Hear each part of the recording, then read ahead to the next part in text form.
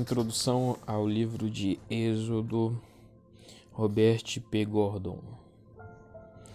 O livro de Êxodo descreve como Deus formou a nação de Israel por meio de dois atos criativos. O primeiro ato foi a libertação de uma multidão escravizada das garras dos seus opressores egípcios. O segundo, a união desses escravos em lealdade de aliança com ele mesmo. Não há evento na história posterior de Israel que se iguale à libertação do Egito por meio do Êxodo ou ao estabelecimento da Aliança do Sinai. Nenhum outro livro do Antigo Testamento é tão importante para a compreensão da vocação e do destino do povo de Israel quanto Êxodo. No entanto, ao relatar eventos que são determinantes para o futuro, Êxodo não os divorcia da história que já passou. A firme intervenção de Deus a favor dos israelitas é retratada como o cumprimento das obrigações da aliança assumidas nos dias dos patriarcas. A aproximação dos eventos culminantes que são descritos no livro é anunciada nas palavras: ouviu Deus o lamento deles e lembrou-se da aliança que fizera com Abraão, Isaque e Jacó. Para os hebreus, as circunstâncias haviam mudado de forma significativa desde os dias em que o seu ilustre antepassado José tinha sido aclamado Salvador do Egito. Parece muito provável que José assumiu uma posição de destaque durante o período da história egípcia em que os Hicsos dominavam o país. Assim como José, esses Hicsos eram semitas que foram para o Egito provenientes da Palestina. Eles certamente se sentiram mais incentivados ainda a elevar um escravo como José a essa alta posição ao saberem que ele era um irmão semita por aproximadamente um século e meio, 1720 a 1560 a.C. A maior parte do Egito esteve subordinada às dinastias dos Hicsos, até que a casa século XV ao XVI, até que a casa de Tebas liderou uma rebelião contra os detestados asiáticos.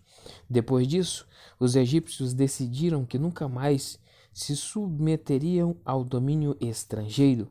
A criação do novo império, dinastias 18 a 20, que nos dias áureos estendiam-se até o rio Eufrates, geralmente é considerado um sinal dessa determinação de manter distantes os asiáticos. Esse é o pano de fundo da situação descrita em Êxodos 1 e 2. Os israelitas, que eram da mesma linhagem racial dos Hicsos, estavam se multiplicando em proporções alarmantes e constituíam uma ameaça séria à segurança nacional.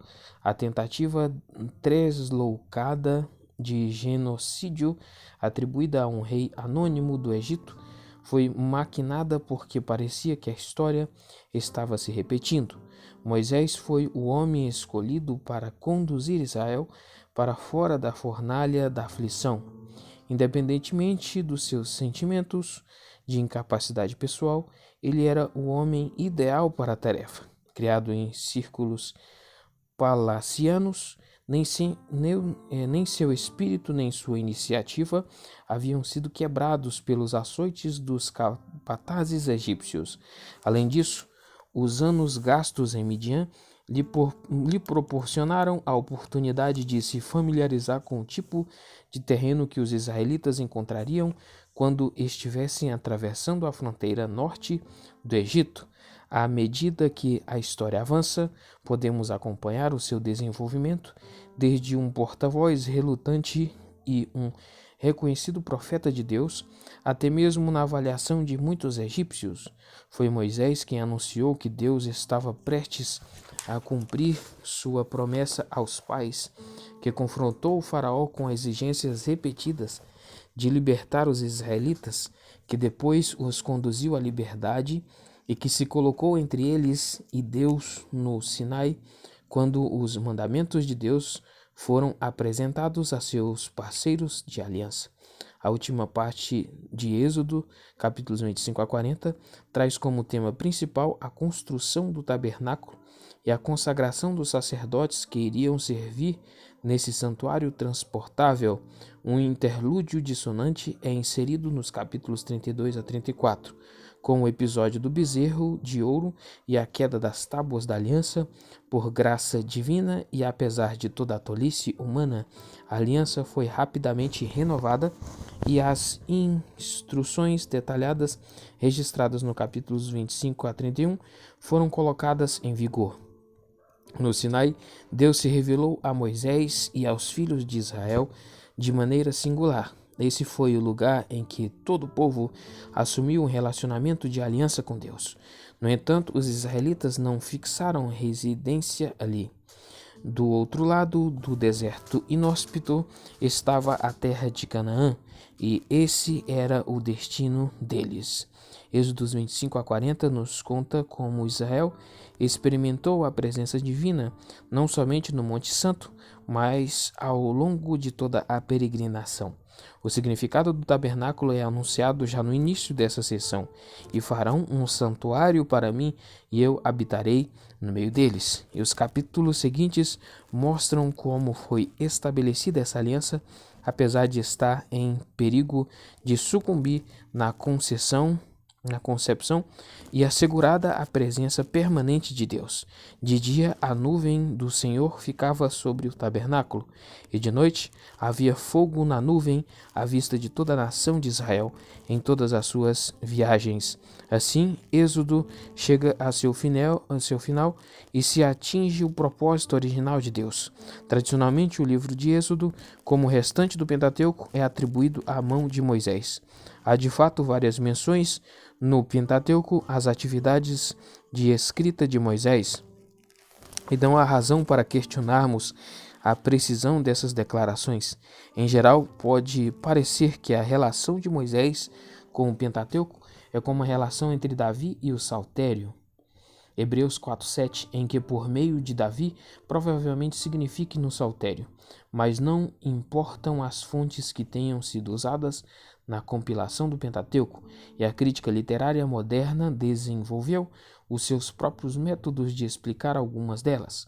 O papel decisivo de Moisés na formulação dos primeiros credos e leis israelitas é, na opinião deste autor, indisputável. O Êxodo. O negócio que ficou meio torto aqui, né? Vou arrumar isso aqui. Aí, eu acho que agora tá ok. Isso. Puxa a cadeira. A lembrança do Êxodo permeia praticamente todo o Antigo Testamento. E não somente isso. Quando o século 6 a.C.,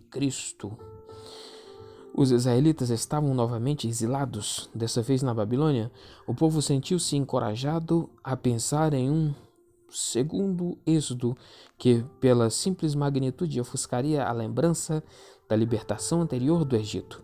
Mas a expectativa foi frustrada neste evento e a glória salomônica não foi recuperada quando os exilados trilharam o seu caminho de volta após o edito de Ciro. Foi necessária a iluminação da revelação cristã para mostrar que a esperança do segundo êxodo seria realizada no nível espiritual, quando, por consequência da morte e da ressurreição do nosso Senhor, a libertação da nossa escravidão do pecado seria proclamada a todos os povos debaixo do céu. O livro de Êxodo não apresenta uma fartura de dados cronológicos dos quais poderíamos deduzir a data do êxodo histórico.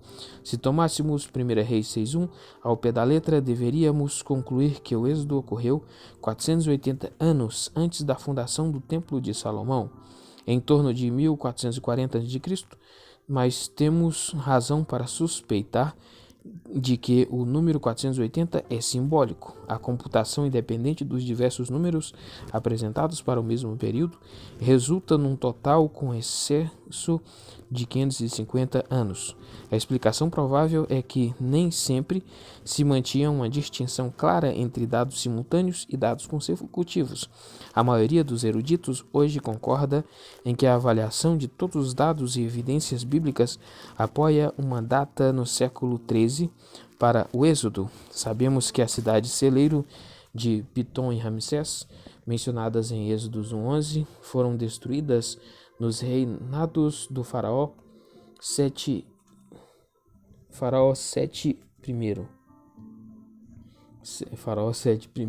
é o que está escrito. 1303 a 1290 de Cristo, e Ramsés II, que é de 1290 a 1224 a.C. A estrela de Merneptah, de 1220 a.C., inclui Israel entre os povos da Palestina e, portanto, fornece um terminus ante quem para a entrada de Canaã. Quando se dá uma tolerância para a peregrinação dos israelitas no deserto, podemos concluir que o êxodo ocorreu o mais tarde, no ano de 1260 a.C. Essa datação do êxodo no início do século XIII a.C. concorda facilmente com a afirmação de Êxodos 12:40-41, segundo a qual os israelitas estiveram no Egito por um período de 430 anos. O número redondo de 400 anos é dado em Gênesis 15:13. Pressupondo que esse número não seja simbólico e a existência de uma variante menos importante em Gênesis 15:13 parece apoiar essa pressuposição, isso significa que José foi vendido ao Egito no início da era dos Ixos, um período que, como já sugerimos, é o contexto mais provável da história de José.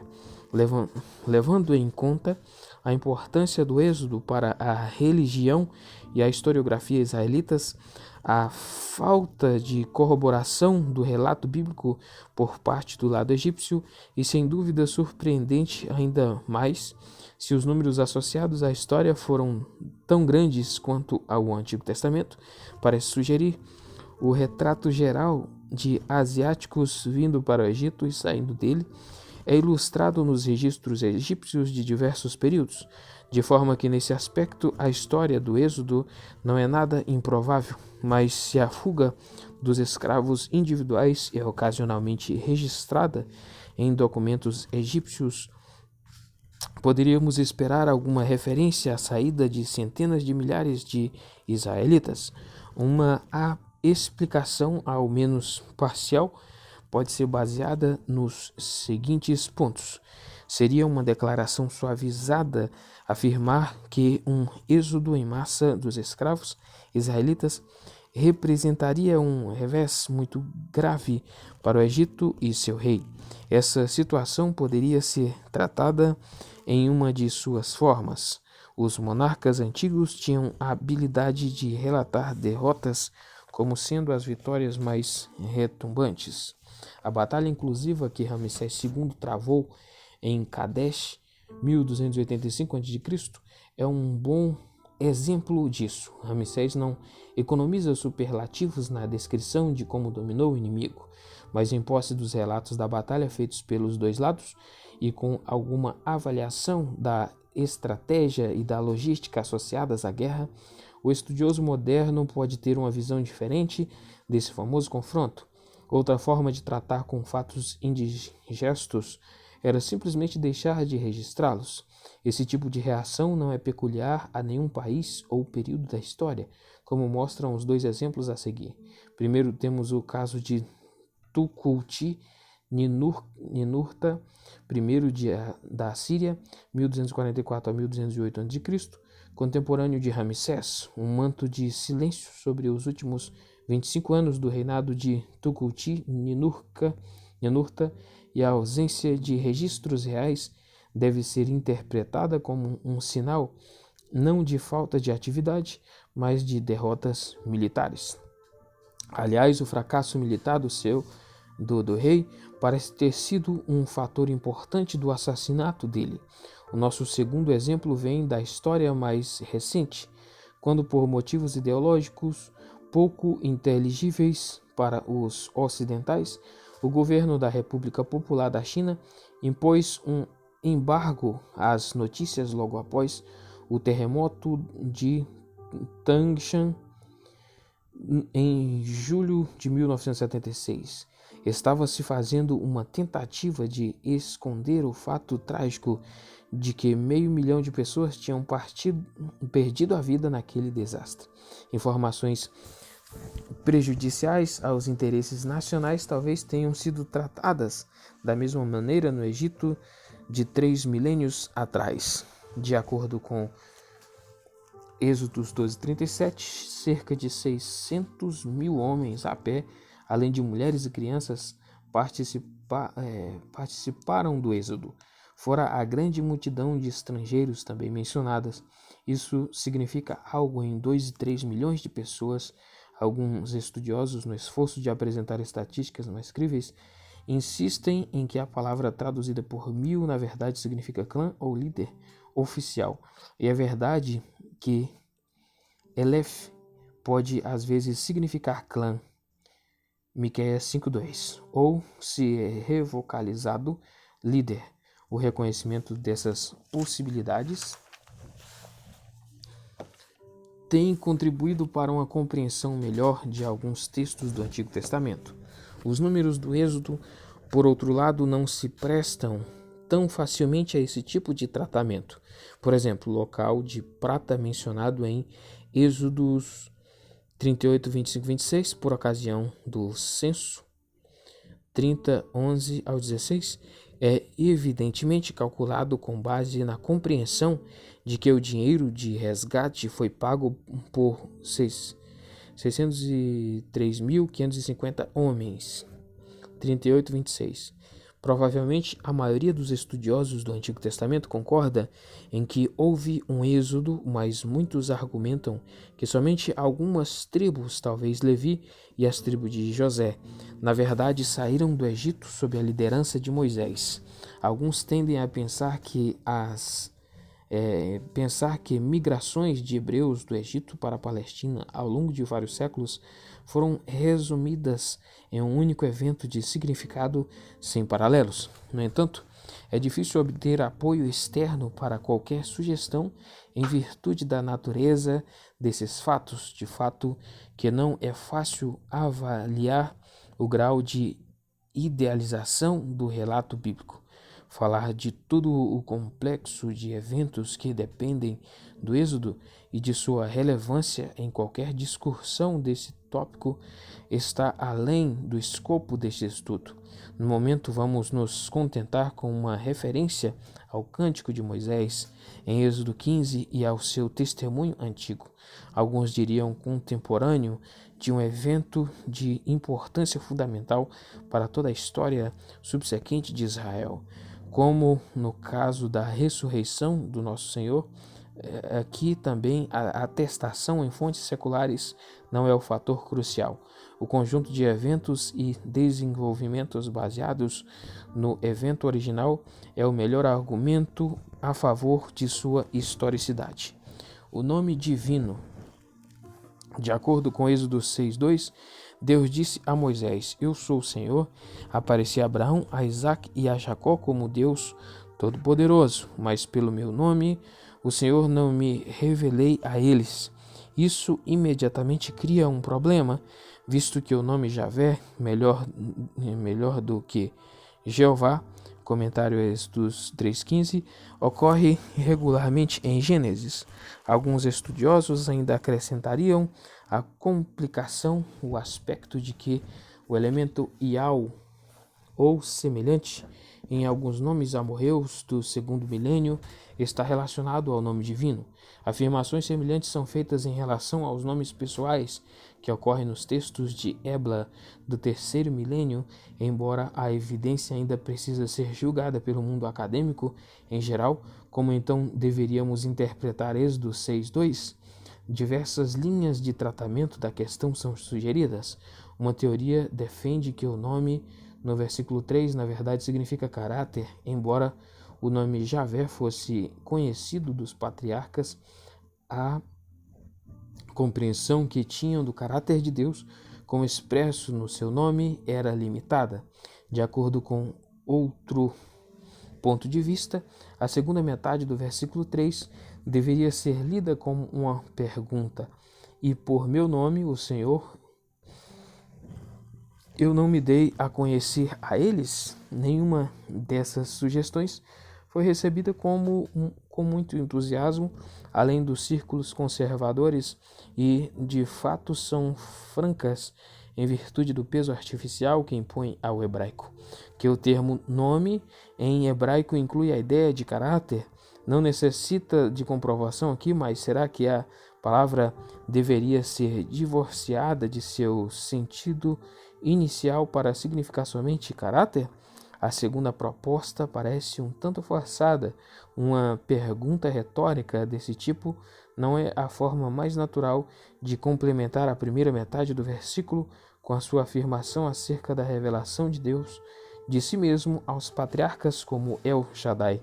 Uma explicação bem diferente, elaborada dentro da estrutura da hipótese documentária do Pentateuco, teve grande aceitação entre estudiosos do Antigo Testamento. Ela diz que Êxodo 6:2-30 é um relato paralelo de 3:1 e 4:31 e foi extraído da fonte sacerdotal. Considera-se que a fonte sacerdotal apoia a fonte eloísta na representação do nome divino como desconhecido antes do tempo de Moisés. Em contraste com elas está a fonte javista, que abertamente associa o nome divino com os patriarcas e até mesmo com a era pré-patriarcal, visto que há uma medida razoável de concordância acerca da extensão da fonte sacerdotal. Em Gênesis, deveríamos ser capazes de testar esta teoria, mas imediatamente encontramos uma dificuldade. Sempre que ocorre o nome divino em Gênesis, ele é atribuído à fonte javista, pois é principal critério pelo qual essa fonte é reconhecida. A probabilidade, portanto, de encontrar material que seja geralmente atribuído à fonte sacerdotal e que ao mesmo tempo contenha o nome divino é quase nula por definição. Mas podemos avançar um pouco mais o nosso argumento. Muito do material de Gênesis que é atribuído à fonte sacerdotal consiste ou em genealogias e detalhes cronológicos ou em fragmentos breves de narrativa. Não obstante, há diversos trechos longos de narrativa e nos será instrutivo observar 3 deles. Para maior conveniência, vamos fazer uso da apresentação tabular das fontes documentárias fornecida por S.H. Hook em Peake's Commentary. São atribuídos a J. Skinner, não é o B.F. Skinner, mas J. Skinner eu não conheço. Os versículos 1 ao 28 e 30-32 são atribuídos à fonte sacerdotal, mas o versículo 29, que contém o nome divino, é atribuído à fonte javista. Com exceção aos versículos 16 e 17, a seção é colocada na coluna sacerdotal. O versículo 16b contém o nome divino. Gênesis 8:14, 9 e 17, fora 8, 20 e 22, o bloco é atribuído à fonte sacerdotal. Os versículos 20 ao 22 do capítulo 8 são creditados à javista. Eles contêm 3 ocorrências do nome divino. Não precisamos nos surpreender, portanto, ao descobrir que o material sacerdotal em Gênesis reflete o ponto de vista de que o nome divino tornou-se conhecido somente com a revelação de Moisés, mas em vez de apoiar a explanação de Êxodo 6:2-3, dentro da teoria documentária, a evidência dos nossos 3 blocos sacerdotais pode ser usada contra ela. Observe também as possíveis implicações do nome Joquebed em Êxodo 6:20, em uma longa sessão sacerdotal, o comentário Adlock. Portanto, embora rejeitemos a explicação documentária desse problema específico, aceitamos o sentido evidente de Êxodo 6:2. ou seja, de que o nome divino não foi usado antes do tempo de Moisés entre os ancestrais dos israelitas. A ocorrência do nome em Gênesis, independentemente das fontes, pode ser facilmente compreendida como retroinserções dos escribas ocasionadas pela circulação posterior desse nome em Israel. Foi o mesmo Deus que agiu em toda a história e o caráter expresso no nome permaneceu imutável de uma época a outra. Até mesmo referências como Gênesis 4:26 e Gênesis 22:14, que à primeira vista talvez não sejam explicáveis, de acordo com esses padrões, podem assim sugerirmos ser acomodadas dentro dessa estrutura. O tabernáculo. Um dos efeitos da crítica bíblica moderna tem sido questionar a historicidade do tabernáculo como é retratado em Êxodos 25 ao 40. Muitos estudiosos da atualidade, aliás, argumentam que esses capítulos parecem mais um ensaio teológico do que um registro histórico. Eles acreditam que os israelitas provavelmente tinham uma simples tenda como santuário na primeira fase de sua história e que autores posteriores lhe atribuíram parte da pompa e do esplendor do Templo de Salomão. Encontram evidências para este santuário menos ornamentado, principalmente em Êxodos 33, do 7 a 11, embora no seu presente contexto, essa tenda específica deva ser claramente distinguida do tabernáculo. J.P. Yacht chega a ponto de chamar o tabernáculo de estrutura irrealista e artificial que nunca existiu, a não ser no papel. Mas os argumentos que usa para defender sua tese estão longe de conclusivos. Surpreende um pouco o fato de que serem citados omissões de obscuridades como indicação do caráter fictício do texto. Se usássemos esses padrões, deveríamos concluir que o Templo de Salomão nunca existiu, e se estamos lidando com a importação de ideias posteriores para dentro do relato, temos de ser cuidadosos. É verdade que, com exceção da altura, as dimensões do tabernáculo são a metade das do Templo de Salomão, mas os mesmos fatos poderiam ser expressos as dimensões do Templo de Salomão são o dobro das do tabernáculo. Chegaríamos à conclusão oposta de Yacht. Mais substancial é a observação de Yacht e de outros de que, a essa altura da sua história, os israelitas não teriam tido a habilidade e os recursos necessários para construir um santuário tão bem trabalhado como o tabernáculo. Considerações como as citadas em 12:35 e 17:8 ao 16 talvez ajudem a diminuir essa dificuldade. Deveríamos observar também que há alguns paralelos do tabernáculo no Antigo Oriente Médio. Estruturas semelhantes a tendas são conhecidas no Egito e Canaã do terceiro e segundo milênios a.C. Estruturas de tendas pré-fabricadas são comprovadas no Egito a partir da metade do terceiro milênio, eram feitas para uso real e religioso, especialmente em rituais funerários. A tenda portátil de Reteferes, 2600 a.C., com seus utensílios, é bem conhecida. Além disso, os termos traduzidos por tabernáculo e tenda em Êxodo também ocorrem no relato ugarítico da construção do santuário de Baal do século XIV a.C. Foram feitas também comparações com o pré-islâmico Koba árabe, uma tenda em miniatura de couro vermelho com cobertura em abóbada, na qual ídolos eram carregados. Nesse caso, no entanto, a evidência não vai muito além da metade do primeiro milênio antes de Cristo, mas todos estes são paralelos incompletos, e a observação de Note acerca de não existir nenhuma analogia dessa construção extraordinária em lugar algum da história cultica mantém certa validade.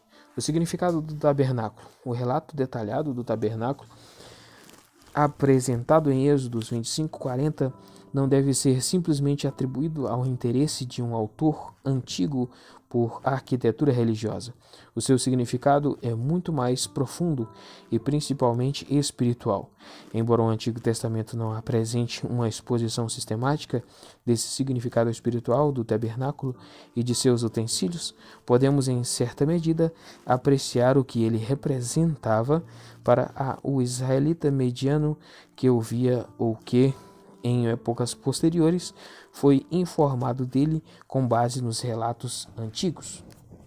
O tabernáculo era uma lição prática que ensinava algumas verdades básicas acerca do caráter de Deus e de seu relacionamento com o seu povo. Por exemplo, a mera existência de um santuário interno que abrigava a arca e as tábuas da lei e a inacessibilidade dessa câmara secreta a todos, com exceção do sumo sacerdote, quando lá entrava, levando o sangue sacrificial do dia da expiação, proclamavam com letras grandes a santidade de Deus. Mesmo a aproximação física a essa tenda sagrada testemunhava das mesmas exigências elevadas de santidade. Oficiais tinham de se aproximar dela via altar, das ofertas queimadas e da pia, lembretes da necessidade da libertação do castigo e da profanação do pecado. Hebreus 10, 19 e 22. Antes que pudessem cumprir suas obrigações sacerdotais. O tabernáculo ensinava ainda outras lições que dificilmente passavam despercebidas ao israelita atento. Uma das mais elementares era que Deus era a fonte e o provedor da vida. Na tenda externa, o lugar santo, havia uma mesa e uma lâmpada para destacar essa verdade. A mesa em que era colocado o pão da presença tinha o seu correlato nos templos babilônicos, mas com um significado inteiramente diferente. Não expressava a necessidade diária de Deus por alimento, mas a sua constante provisão para Israel.